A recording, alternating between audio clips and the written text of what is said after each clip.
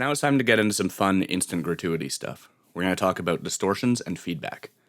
Distortions fall into a few different categories, which we'll go over in a second. In terms of effects, we're really only going to deal with distortions and drive stages in depth in this course, as they are the effects that are most often integrated directly into the synthesizer's signal path, and they're a huge part of your sound creation arsenal.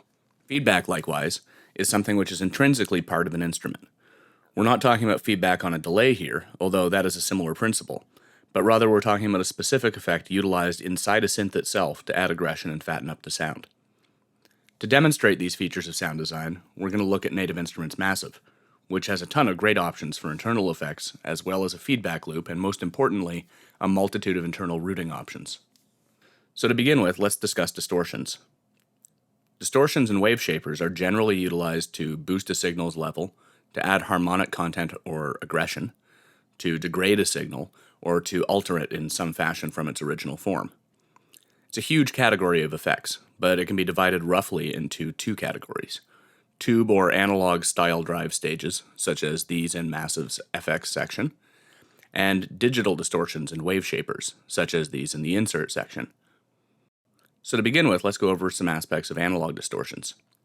Tube or analog style drive stages are designed to mimic the response of an analog circuit or vacuum tube. This is in general used to impart a warm, pleasing distortion, and it's a good general use distortion to apply to an instrument if you want it to sound less digital.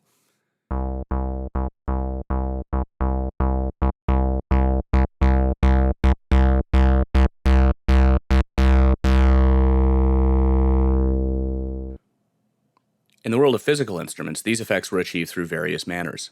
Guitar amps with built-in tubes could be driven to add extra body and tone to a clean guitar input.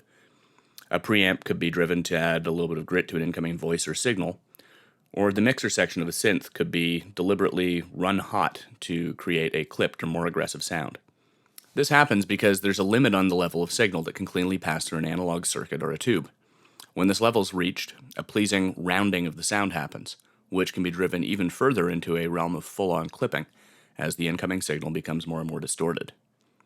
The classic sound of the distorted Roland TB-303 is actually an overdriven analog mixing console, which is another way of creating this type of sound. These distortions characteristically have a really wide range in which they sound good. In Ableton, the saturator device's analog clip setting can be utilized to great effect, add a little bit of warmth to any signal, and it can go all the way up to a screaming level of distortion.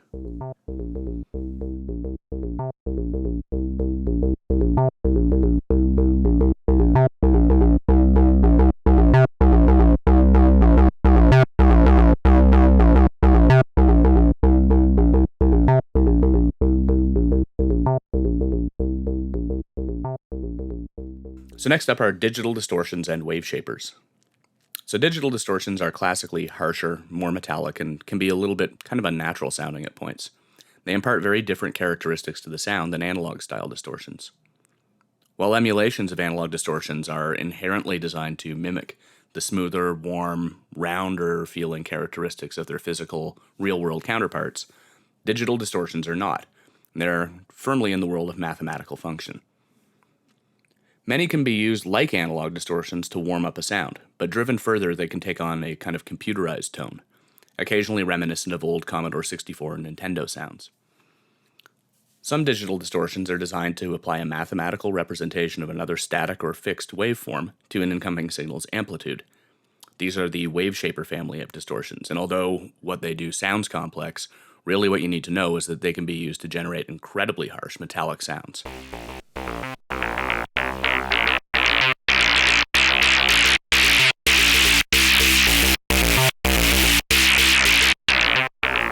Again, within Ableton, the saturator has many settings designed for digital distortion. Immediately harsher than their analog-style counterparts, these are best used sparingly, or with a keen ear for the overall mix of your song. By that I mean they can sound shrill or tiring, thanks to the amount of high-frequency harmonic content that they impart. Used well, they can be an integral part in your sound design, and they can make a single sound really dominate the mix. Many synths offer different placements of distortion within their synth's architecture. For example, in Massive, the insert effects can be placed in the following areas of the signal flow. These different placements have a major effect on the resulting sound. The same distortion settings applied at different spots in the signal flow can sound very, very different. For example, here's the distortion placed before the filter in the signal path. And here it is after the filter.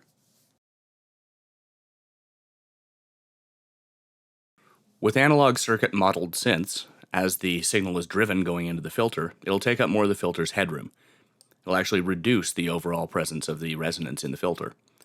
If you're after squelchy acidic tones, this is really good to know. Driving the signal after the filter results in a harder edge sound that distorts the resonant spike, and it can be used for anything from a little warmth to a total banshee scream. Some synthesizers have a built-in feedback loop that feeds the synth's output back into the filter's input, which can be used to create a fat tone. This was an often used technique on the original Minimoog, but it wasn't built in, so players would take a patch cable from the headphone out to the external filter input and mix the signal back in. It's kind of an early example of hacking an instrument. It's an inclusion on many modern hardware synthesizers, like the Arturia Mini Brute, the DSi Mofo, and on some VSTs, like Native Instruments Massive. Just quickly, it's important to note that this is audio signal feedback, as opposed to FM feedback. This is a completely different beast, and we'll be dealing with it later on. Feedback can be used in the same manner as distortion. A little bit can go a long way, but too much can take you into pretty chaotic sonic territory. Feedback applied to polyphonic patches and chords can sound particularly erratic at higher settings, so it's best to start low and add a little, rather than tacking a whole ton on it right at the start. In the case of Massive, feedback can be plucked from a few different spots in the signal path. After either one of the filters, after the insert effects, or after the amp section. Like our effect placement, our feedback placement choice has a big effect on the sound that we get from it.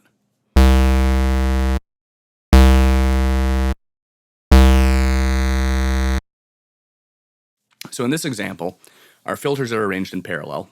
We have two oscillators active, with one going to filter 1 and one going to filter 1 and 2. Filter 1 is a low pass, and filter 2 is a high pass, with a little bit of distortion on its output.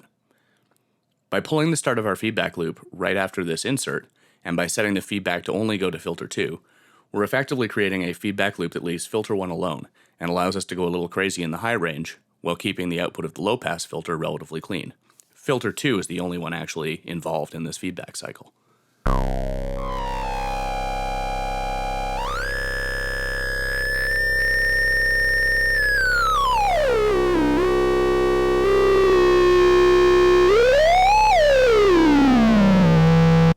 We can then add another mild distortion to the overall output just to kind of tie everything back together harmonically.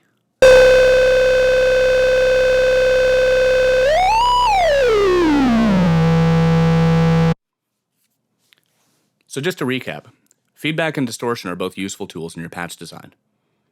Analog style distortions can help impart a little bit of warmth and can add a little bit of body to a tone, whereas digital distortions can add anything from a little bit of aggression to a full-on complete change of your sound. Feedback takes part of your output and maps it back into the filter's input, and this is useful for anything from warming up a sound to taking it into extremely bizarre territory if it's pushed to extremes.